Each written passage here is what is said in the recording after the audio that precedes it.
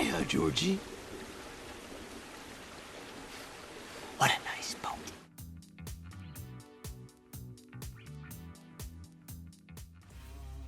Number 10. Jim Carrey, How the Grinch Stole Christmas.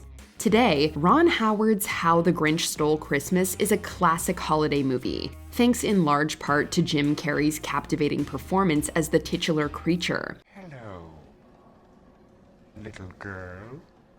How dare you enter the Grinch's lair! However, getting into makeup for the character was so grueling that it nearly made Carrey quit. When I did the Grinch, I was literally, the makeup was like being buried alive every day. On the first day of shooting, the process reportedly took 8.5 hours, which sent Carrey into a violent rage and made him ask to be fired. His increasing frustration affected the crew, leading his personal makeup artist to temporarily quit. In the end, a specialist experienced in training CIA operatives was brought in to help Carrey cope. A gentleman who is trained to teach CIA operatives how to endure torture. The arduous process clearly wasn't in vain, as the film eventually won the Academy Award for Best Makeup. We did it! We did it! That wasn't so bad, was it, Max? Number 9. Dakota Johnson, Suspiria. After rising to prominence with the provocative 50 Shades of Grey trilogy, Christian. Dakota Johnson landed the lead role in Luca Guadagnino's Suspiria remake. Johnson played Susie, a young American woman obsessed with a German dance school who gradually discovers their dark secrets. As bizarre as the 2018 film was, the production process proved equally demanding. Johnson revealed that the role was so taxing that she had to seek therapy after filming concluded. Sometimes with dark subject matter, it can stay with you, and then to talk to somebody really nice about it afterwards is a really nice way to move on from the project. Surprisingly, the impact wasn't solely psychological. It was also apparently physical. I believe you deserve to know the truth. Johnson recounted that during the shooting, they had to stay in an abandoned hotel which was rigged with telephone poles, leaving them at constant risk of electric shock. Number 8. Bob Hoskins, Who Framed Roger Rabbit. Helmed by visionary director Robert Zemeckis, Who Framed Roger Rabbit was groundbreaking for its seamless blend of live action and animation. Oh, no! Playing the lead human role, Bob Hoskins was required to interact with cartoon characters that were non-existent during shooting. You've been hanging around rabbits too long.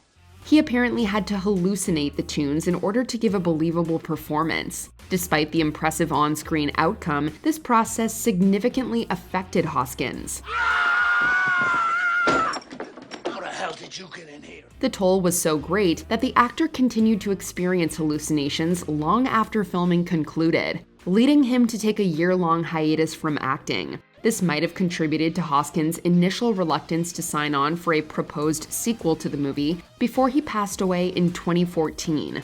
Number 7. Jim Caviezel, The Passion of the Christ.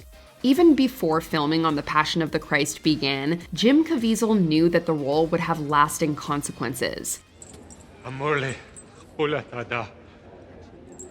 Just after securing the lead, director Mel Gibson reportedly tried to talk Caviezel out of it, saying it would hurt his career.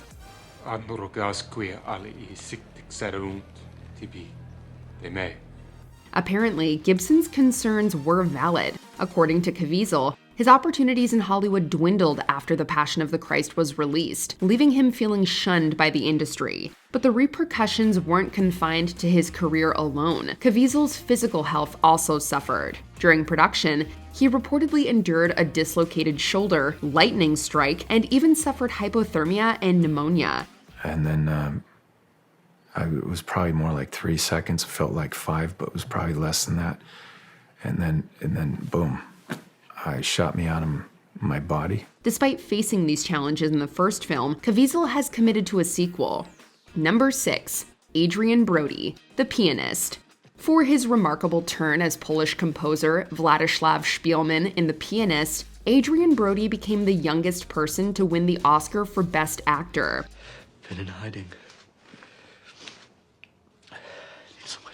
But all of that acclaim seemed to come at a price. Brody has been very open about the transformation he underwent to portray the part. He reportedly relinquished his apartment and car, isolated himself from society, and lost 30 pounds. These sacrifices took a toll on him, both physically and emotionally, leaving Brody grappling with depression for about a year after production wrapped.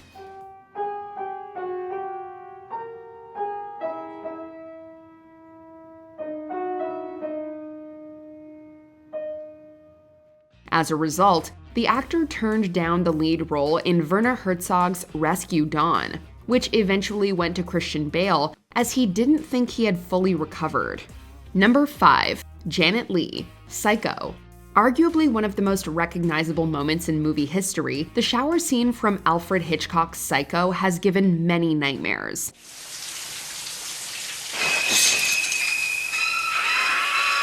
But it may surprise you to know that even some involved in making the film were haunted by it, notably Janet Leigh. Do you go out with friends? Well, a boy's best friend is his mother. The actress admitted that after watching the gory scene, it had such a profound impact on her that she stopped taking showers. It is not PR. It is true. I stopped taking showers. I will not go into a shower unless there's no other way to bathe. Perhaps fearing a reenactment by another knife-wielding, wig-wearing motel owner, Leigh switched to taking only baths. When that option wasn't available, she would take extra precautions like ensuring the doors were locked and keeping the shower curtain open. Considering the circumstances, we can't say we blame her. Better safe than sorry. Number 4. Bill Skarsgård, It. Bill Skarsgård had big shoes to fill when he signed on to play Pennywise in the 2017 adaptation of Stephen King's It. Hiya, Georgie. What a nice boat. The Swedish actor fully immersed himself in the role, delivering a chilling performance that won significant acclaim.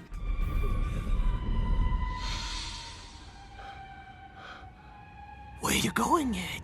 However, even after taking off the clown costume, it appears Pennywise lingered in Skarsgård's psyche. The actor admitted he struggled to detach from the character, which he referred to as his most physically and mentally exhausting up to that point. Strikingly, Pennywise repeatedly haunted his dreams after filming, morphing into different forms every night. Did you miss me, Richie? If Skarsgård aimed to permanently free himself of the character's grasp, perhaps stepping right back into its shoes for the sequel wasn't the best approach. Number 3. Shelley Duvall, The Shining. When Stanley Kubrick personally selected Shelley Duvall for his adaptation of Stephen King's The Shining, little did she know the lasting impact it would have on her life. How do you think you can handle that? Yeah. Throughout the lengthy shoot, Duvall and Kubrick continuously sparred as the director relentlessly pushed her way beyond her limits in pursuit of an authentic performance. Perhaps most infamous was the grueling baseball bat scene, which demanded a record-breaking 127 takes from Duvall. Give me the bat. Give me the bat. Ah, God damn! The then young actress was under so much pressure that she would cry every day just thinking about what was ahead, and eventually began losing her hair. Even decades after the 56-week shoot concluded, Duvall still seems to carry the scars with her. Here's Johnny. Number 2. Isabelle Adjani, Possession. Andrzej Żuławski's 1981 psychological horror Possession stars Isabelle Adjani and Sam Neill as a couple whose failing marriage unveils a series of sinister truths.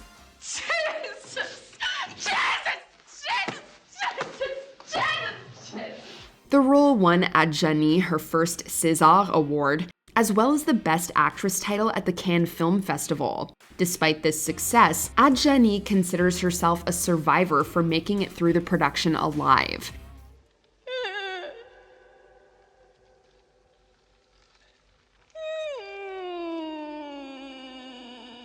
Especially considering that she allegedly tried to take her own life after the film was released. But even after surviving that attempt, it still took Adjani years before she was finally free from the shackles of the character Anna.